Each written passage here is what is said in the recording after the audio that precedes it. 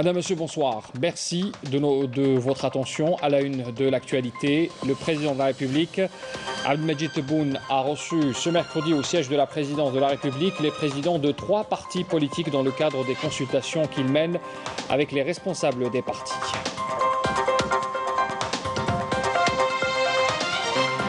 Réunion ce mercredi du Conseil du gouvernement présidé par le Premier ministre Abdelaziz Jabab. Les détails à suivre dans un instant. La mémoire, le dossier de la mémoire, on en parle ce soir avec un autre pas qui est franchi avec la reconnaissance du président français au nom de la France que l'avocat et dirigeant nationaliste Ali Boumendjel a été torturé et assassiné par l'armée française pendant la guerre de libération nationale en 1957. Pour en parler, Hassan Arab, journaliste spécialisé dans l'histoire de la révolution algérienne, est notre invité ce soir.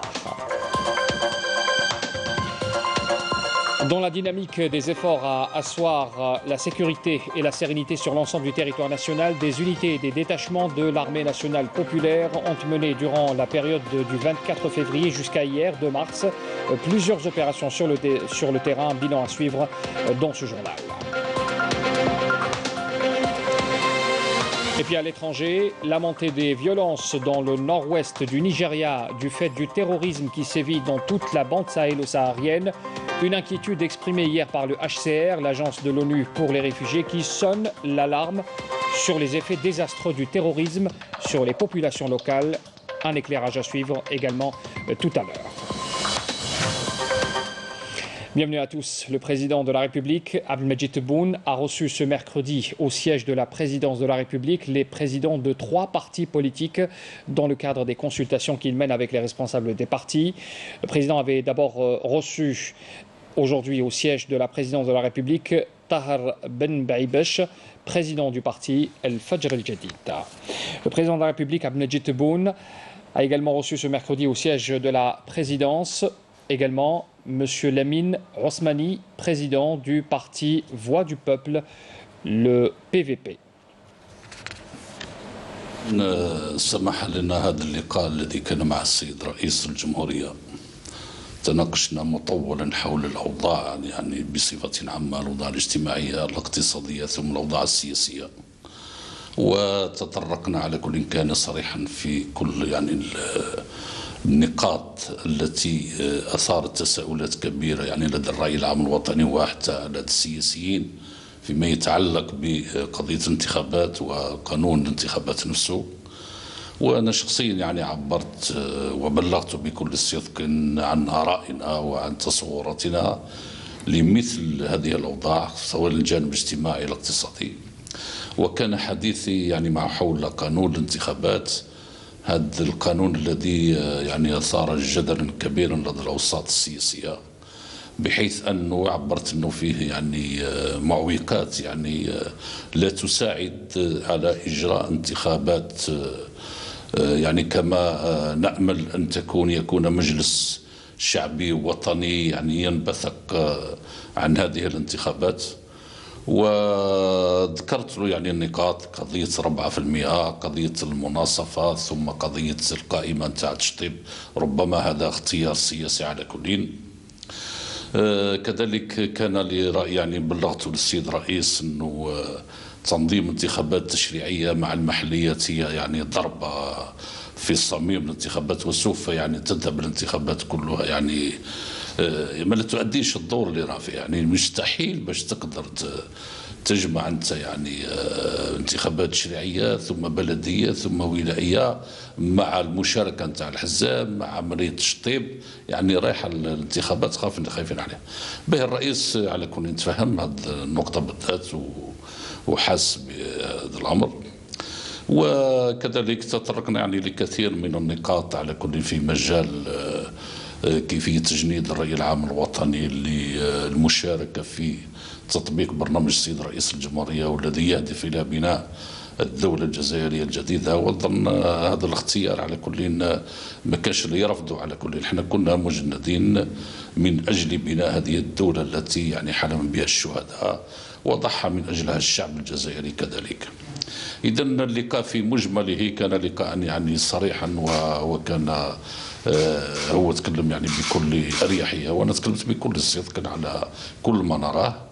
فكانت يعني بالنسبة لي أنه لقاء مثمر جدا، ولقاء سوف يشجع على العمل يعني مستقبلا. وبارك الله فيكم. Et vous l'avez remarqué, il s'agissait de la déclaration de Tahar Ben Baïbesh, président du parti Al-Fajr al-Jadid, qu'il avait donc accordé à la presse au sortir de cette audience accordée par le président de la République. On revient sur le deuxième parti qui a été donc reçu à travers son représentant, son président. Le président de la République, Abdelmadjid Tebboune, avait reçu également au siège de la présidence Lamine Osmani, président du parti Voix du Peuple PVP, également donc reçu ce mercredi.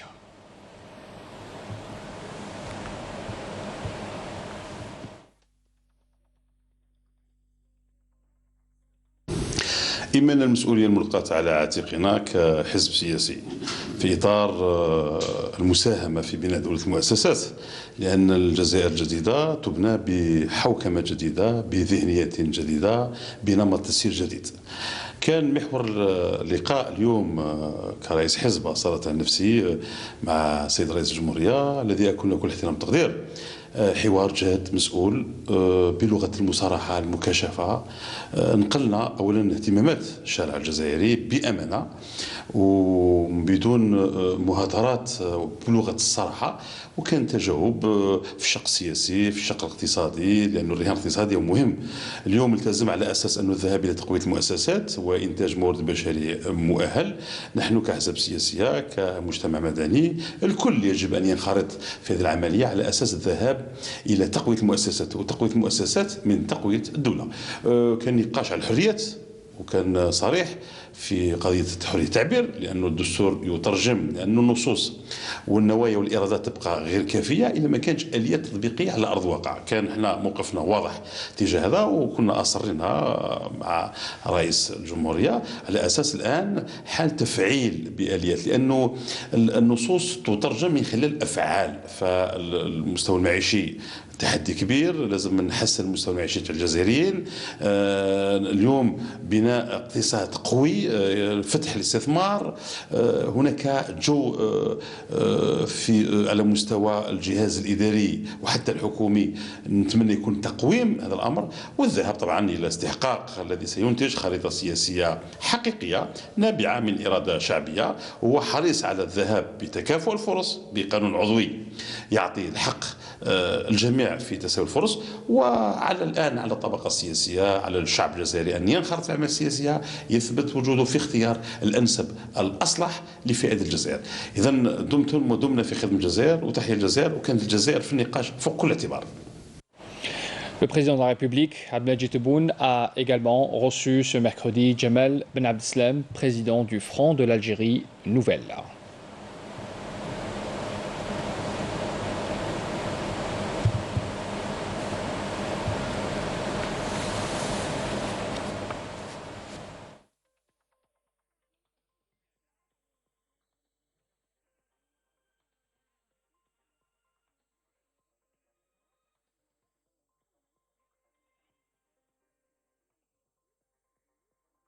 حظينا اليوم باستقبال السيد رئيس الجمهورية في إطار المشاورات التي شرع فيها مع الطبقة السياسية، وقد كان اللقاء إيجابيا، وكما هو معروف على السيد الرئيس صراحته وسعيه وإرادته الكبيرة في إيجاد الحلول لمختلف المشاكل التي تعيشها البلاد، والوصول بالجزائر إن شاء الله إلى بر الأمان وإلى بناء جزائر جديدة كما يتطلع إليها شعبنا الكريم، واستمع إلى آرائنا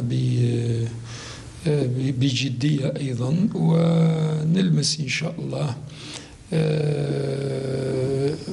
خطوات إيجابية بناءة ستعود بالخير والفائدة على الجزائر عموما، وعلى الشعب وعلى الشباب وعلى كل الفئات الاجتماعية إن شاء الله.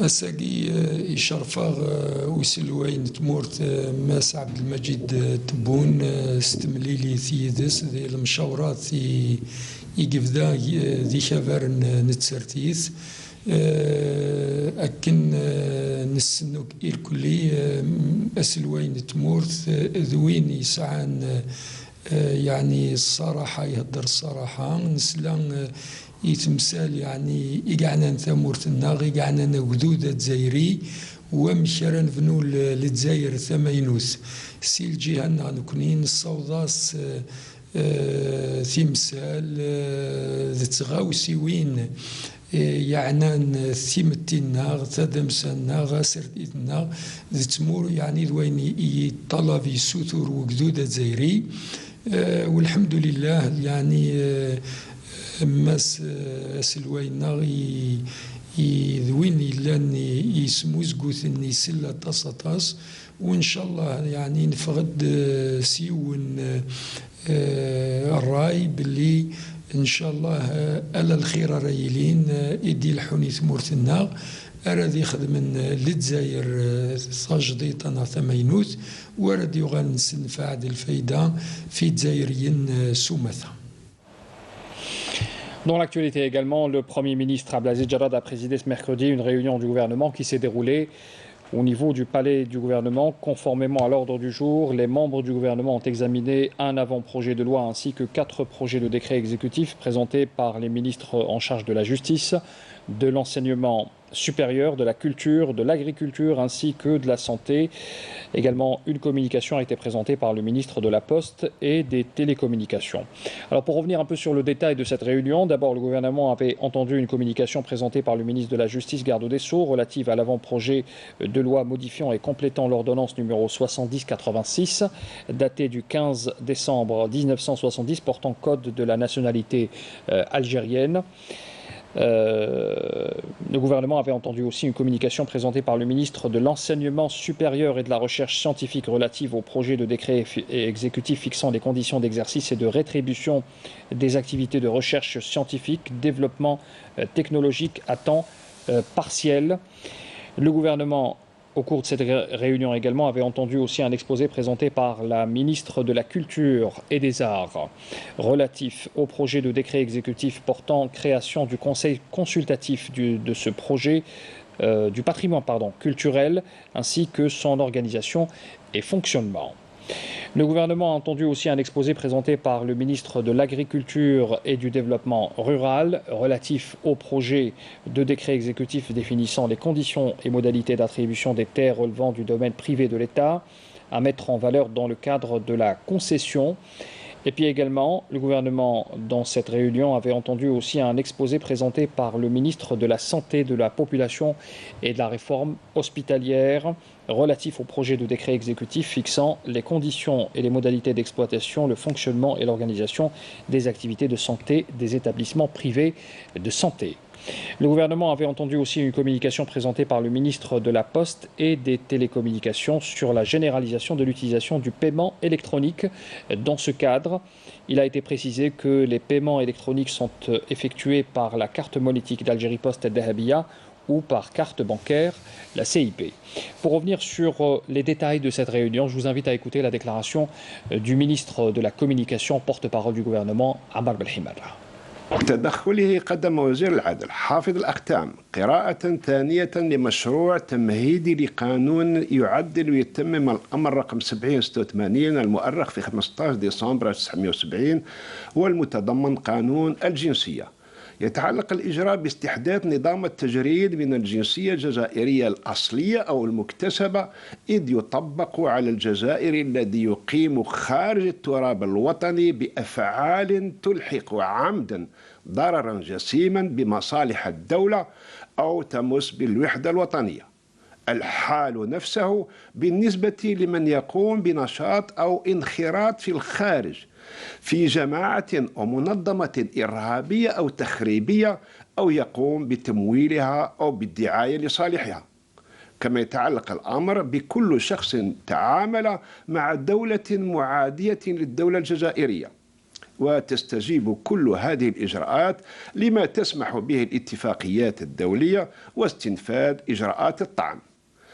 كما قدم وزير التعليم العالي والبحث العلمي مشروع مرسوم تنفيذي يحدد شروط ممارسة أنشطة البحث العلمي والتطوير التكنولوجي بوقت جزئي ومكافأته. الهدف المرجو هو تعزيز ربط نشاطات البحث العلمي بالمحيط الاقتصادي بمختلف فاعليه العموميين والخواص. أما وزيرة الثقافة والفنون فقد استعرضت مشروع مرسوم تنفيذي يتضمن إنشاء مجلس استشاري للتراث الثقافي وتنظيمه وسيره.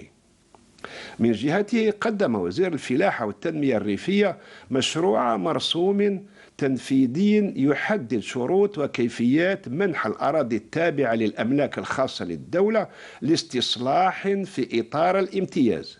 خلال ذات الاجتماع قدم وزير الصحة والسكان وإصلاح المستشفيات مشروع مرسوم تنفيذي يحدد شروط وكيفيات استغلال المؤسسات الخاصة للصحة وسير وتنظيم نشاطاتها الصحية.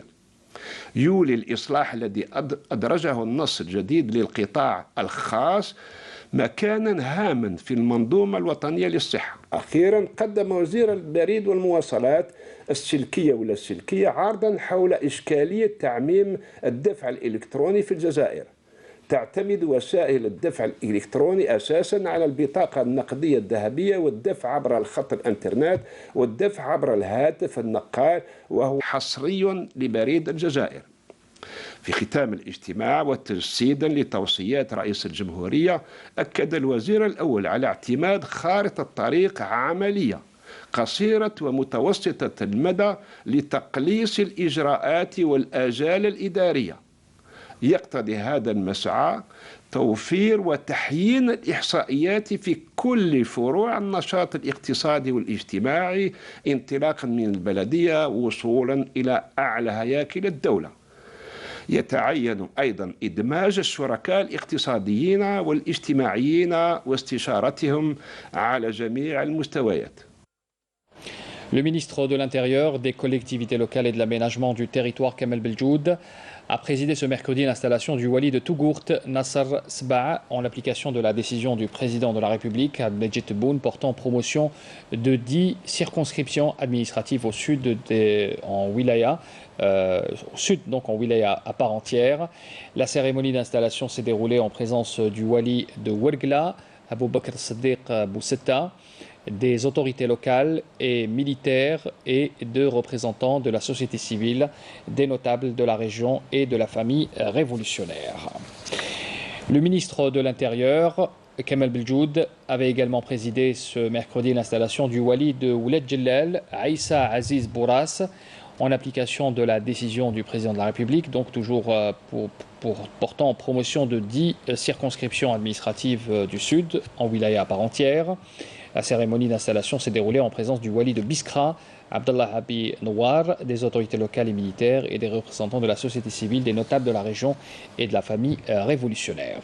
Et puis enfin, le ministre de l'Intérieur avait également présidé l'installation du wali d'Al-Mghayr, Aïssa Aïsset, également donc installé ce mercredi, et bien sûr en présence des autorités civiles et sécuritaires qui ont marqué donc la cérémonie d'installation du nouveau wali d'Al-Mghayr.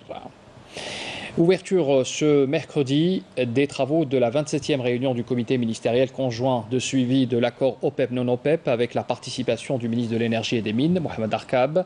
Le comité aura à évaluer sur la base du rapport du comité technique conjoint les conditions présentées et à court terme du marché pétrolier ainsi que le niveau de respect des engagements de baisse de la production des pays signataires.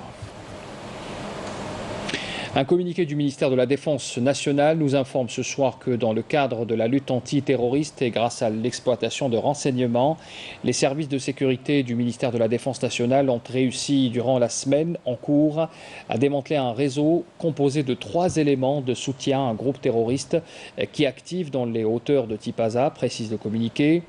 Après investigation, il s'est avéré que l'un des éléments arrêtés de ce réseau avait acheminé une bombe de confection artisanale qui qu'il avait déposé dans un lieu précis aux environs de la commune des Eucalyptus dans la capitale.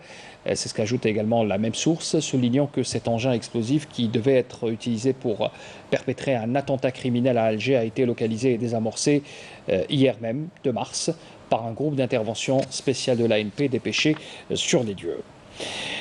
Et on parle également ce soir que dans la dynamique des efforts à asseoir la sécurité et la sérénité sur l'ensemble du territoire national, des unités et des détachements de l'armée nationale populaire ont mené durant la période du 24 février jusqu'à hier plusieurs opérations sur le terrain.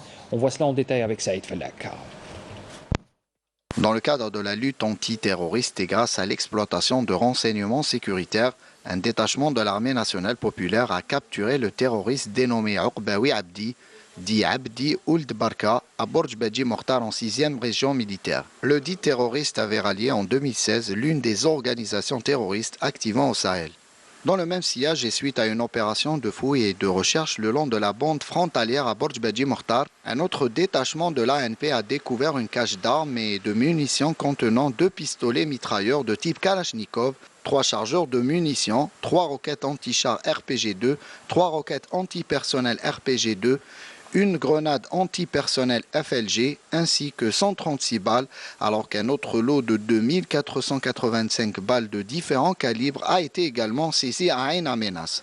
Dans le cadre de la lutte contre la criminalité organisée et en continuité des efforts intenses visant à venir à bout du fléau du narcotrafic dans notre pays, des détachements combinés de l'ANP ont intercepté en coordination avec les différents services de sécurité dans diverses opérations exécutées à travers les différentes régions militaires, 49 narcotrafiquants et saisis de grandes quantités de kifs traités s'élevant à 12 quintaux et 14 kg que les bandes criminelles ont tenté d'introduire à travers les frontières avec le Maroc. À ce titre, des détachements de l'ANP et les services de la gendarmerie nationale et les gardes frontières ont arrêté lors d'opérations distinctes au niveau des territoires des 2e et 3e régions militaires 15 narcotrafiquants et saisis 11 quintaux et 47 kg de kifs traités, alors que 34 narcotrafiquants ont été appréhendés et 67 kg de la même substance, ainsi que 113 092 comprimés psychotropes et 150 g de cocaïne ont été saisis dans diverses opérations menées dans les autres régions militaires.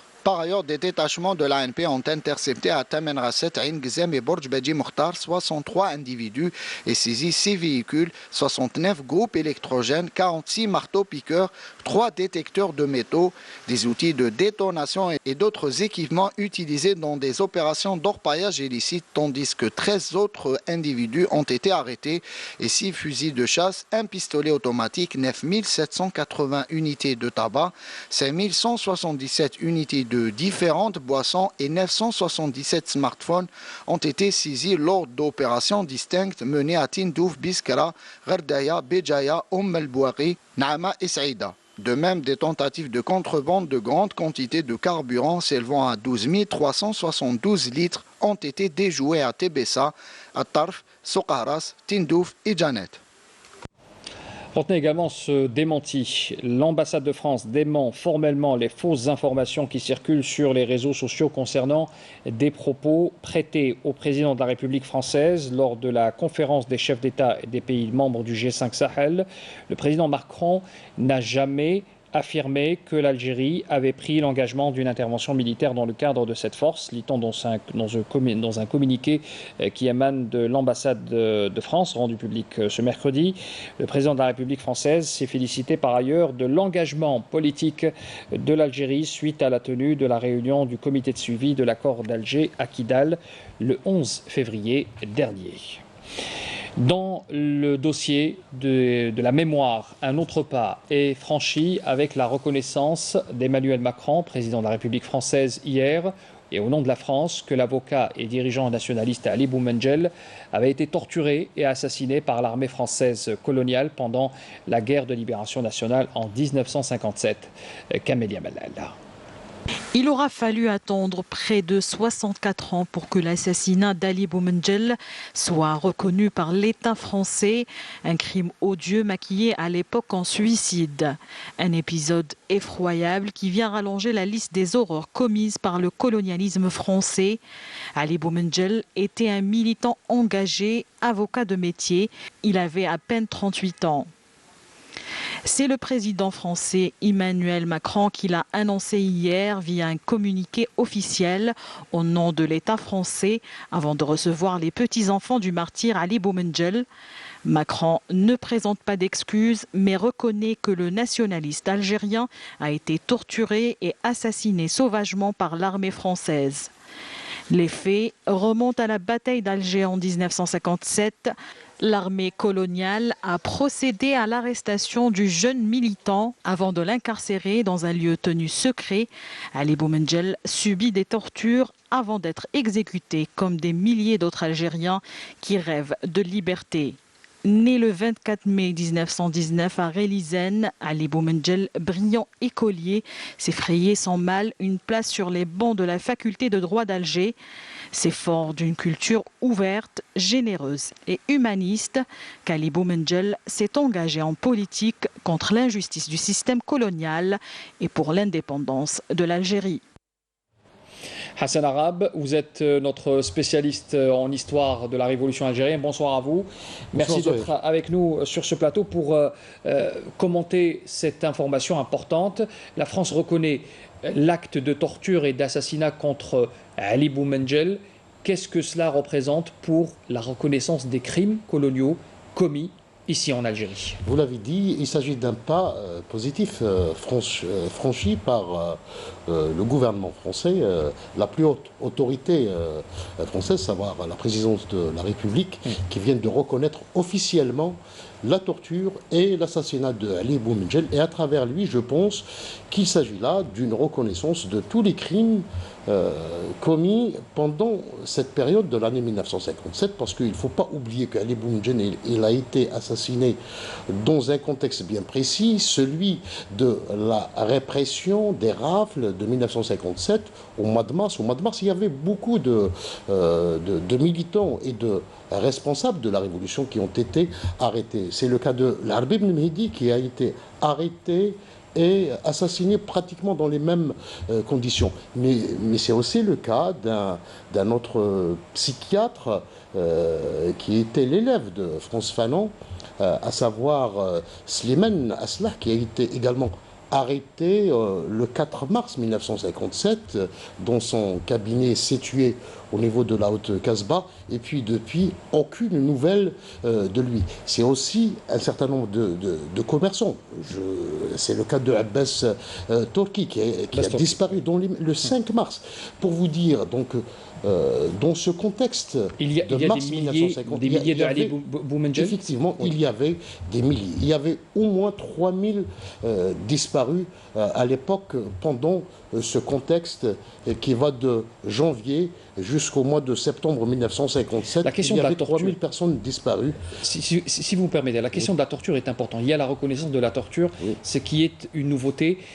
On reconnaît finalement qu'il y a eu torture et que ça a été organisé. D'où la portée symbolique. Donc à travers la reconnaissance, cette reconnaissance d'aujourd'hui, elle a une portée symbolique dans la mesure où l'État français reconnaît également officiellement aujourd'hui qu'il y avait une torture pratiquée, faut-il le rappeler, à grande échelle, notamment en 1956, non seulement à Alger, mais à Constantine, la ferme Amzienne, mais également à Tlemcen, pour ne citer que ces exemples-là. Le barrage de Bni Mahdiel qui a été transformé en véritable centre de torture. Oui. Alors, c'est un pas positif. Est-ce que ce genre d'initiatives, de pas positifs, vont aller vers un apaisement dans cette question sensible qui concerne la mémoire, qui lie les deux pays? Exactement, c'est du moins ce que l'on peut comprendre du communiqué de la présidence française qui ouvre la voie à d'autres pas à franchir. Il reste par exemple le rapatriement ou bien la localisation des restes des responsables de la wilaya 4 historique. Dont on ignore jusqu'à aujourd'hui. Aujourd'hui, on ignore ce qu'il en est advenu. Des dépouilles de Mohamed Bougara et Djilali Bounama, c'est Mohamed. Mais aussi, il y a d'autres crimes, c'est les crimes nucléaires. Rappelez-vous, récemment, il y avait donc, pour l'anecdote, le nuage de sable. C'était la tempête de sable qui avait traversé la Méditerranée, on en avait parlé il y a quelques jours. Ouais. Alors, les Algériens ont vécu depuis plus de 50 ans quotidiennement cette contamination. Et il est temps peut-être à la France également de reconnaître et de franchir à notre pas. Il faut dire que cette reconnaissance, c'est aussi le résultat d'une démarche, d'une philosophie qui a été développée par le président Abdelmajid Tebboune, une philosophie sereine, mais aussi un dialogue apaisé et empreinte de sincérité. Récemment, il avait clairement dit qu'il n'avait pas à marchander la question mémorielle. Merci Hassan Arab, merci pour toutes ces précisions. Je rappelle que vous êtes le spécialiste maison concernant les questions de l'histoire et particulièrement celle qui est liée à la révolution qui a donc marqué notre pays de 1954 jusqu'à l'indépendance. Merci encore une fois. Merci. Alors pour revenir sur l'actualité du jour, avec le bilan bien sûr de la Covid-19 pour ce mercredi, 163 nouveaux cas confirmés, 147 guérisons, 5 décès enregistrés ces dernières 24 heures. C'est ce qu'a annoncé tout à l'heure le docteur Jamal Fourar dans son bilan quotidien. La montée des violences dans le nord-ouest du Nigeria du fait du terrorisme qui sévit dans toute la bande sahélo-saharienne, une inquiétude exprimée hier par le HCR, l'agence onusienne pour les réfugiés qui sonne l'alarme sur les effets désastreux du terrorisme sur les populations locales. Les éclairages de Naïma Chakchak. Un terrorisme né dans les années 90 dans le nord de l'Afrique et qui s'est étendu telle une marée qui a envahi toute la bande sahélo-saharienne et bien au-delà encore, jusqu'aux confins du bassin du Congo en passant par la corne de l'Afrique. D'obédience destructrice, son identité se déclare sous des couleurs prétendument religieuses, en tout cas visant la démolition des sociétés humaines. Et c'est bien ce qui se passe dans le nord-ouest du Nigeria, sur lequel le HCR, l'agence de l'ONU pour les réfugiés, a tiré l'attention hier. Une région dont les frontières sont à cheval sur le Niger et le Bénin, eux aussi atteints par le mal terroriste, avec les incessants rapts depuis des années par les groupes terroristes d'élèves, filles surtout, toutes les attaques effroyables et les massacres de villages et bourgs, laissés après dans un état de détresse totale, des pans entiers de la population fuient à la recherche de lieux plus sûrs alentour des frontières, sans toujours les trouver, tant le terrorisme défie même les efforts militaires des pays touchés. Plus de 7660 réfugiés ont déjà fui le Nigeria vers Maradi cette année. Maradi, région nigérienne à la frontière nord du Nigeria. Et 3500 Nigériens sont également déplacés à l'intérieur de leur pays, informe le porte-parole du HCR, le Haut Commissariat aux réfugiés qui parle surtout de femmes et d'enfants déplacés à la suite des récentes attaques dans l'état de Sokoto au Nigeria. Selon le Haut Commissariat de l'ONU pour les réfugiés, la région de Maradi dans le sud du Niger accueille désormais près de 100 000 personnes déplacées, dont 77 000 réfugiés nigérians qui ont fui les attaques incessantes dans les États de Katsina, de Zamfara, en plus de Sokoto, tous situés dans le nord-ouest du Nigeria. Le HCR souligne la générosité du Niger qui continue d'accorder l'accès aux réfugiés, mais s'inquiète du pic de violences meurtrières dans les villes de Maradi, avec davantage de victimes et d'incidents graves signalés en janvier et février 2021 par rapport au second semestre 2020. Selon l'ONU, les groupes armés présents dans les régions du Sahel et du lac Tchad alimentent une des crises de déplacement la plus rapide au monde, avec plus de 3 200 000 personnes ayant à ce jour fui les violences dans la région du bassin du lac Tchad. L'élargissement de l'accord agricole conclu entre l'Union européenne et le Maroc pour inclure le Sahara occidental est illégal et viole le droit international et le droit européen. C'est ce qu'indique ce mardi, plutôt hier, donc l'avocat du Front Polisario, le professeur Gilles Devers. Il rappelle que la décision de la Cour de justice de l'Union européenne de 2018 déclarant explicitement que le Sahara occidental et le Maroc sont deux territoires séparés et distincts Et il a fait cette déclaration lors de son argumentaire pour expliquer aussi la position du Front Polisario de rejeter cet accord. L'avocat du Front Polisario s'est appuyé sur les résolutions des Nations Unies qui stipulent le droit du peuple sahraoui à l'autodétermination. Il s'est également appuyé sur le fait que le Maroc n'ait pas de souveraineté sur le territoire sahraoui, comme exprimé par l'avis de la Cour internationale de justice le 16 octobre 1975.